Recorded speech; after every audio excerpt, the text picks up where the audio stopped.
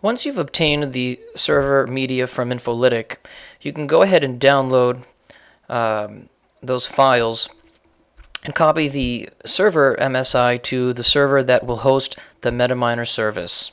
Here I've copied them to a folder called Downloads on my Windows server. I now double-click the MSI and you'll see the installation dialog start.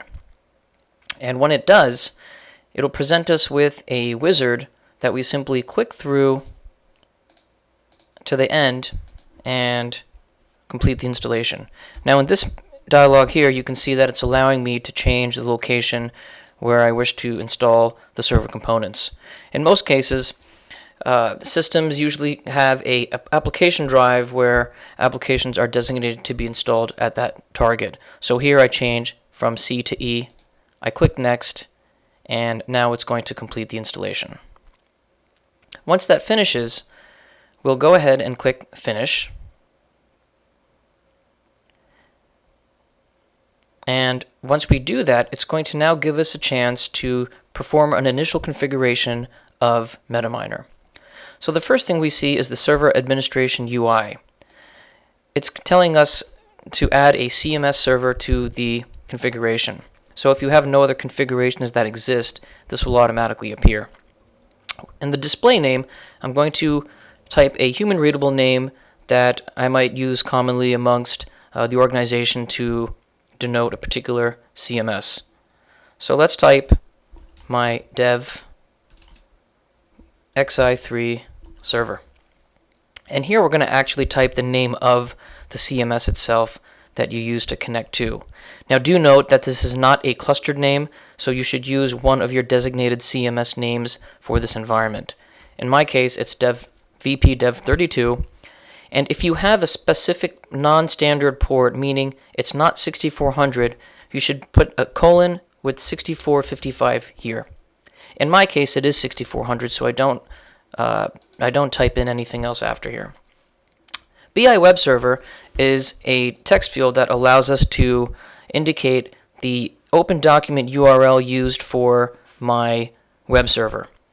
Again, because I'm just having a standard deployment and my web server is also called vpdev32, I leave this blank.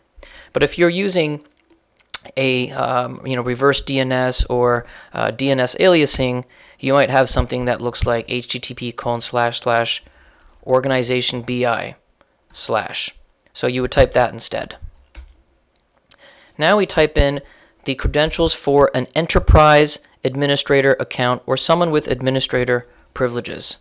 In my case, I'm going to go ahead and use administrator. We recommend creating another administrator account called Infolytic Admin to use to run all the MetaMiner services.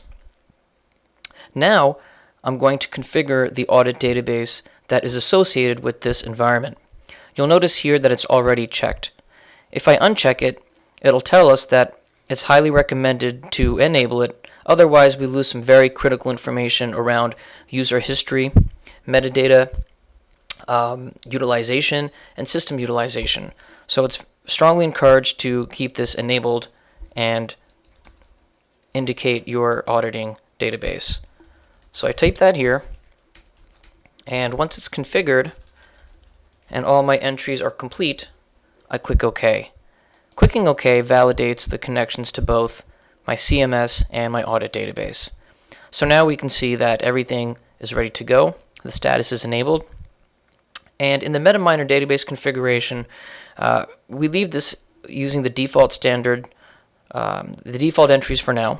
We click Test and Save, and everything else we'll just leave the defaults as they are. Now we click Apply, and at this moment, it's now actually running the MetaMiner service that you see here. Okay, so you see MetaMiner 5.0.706 started. Okay,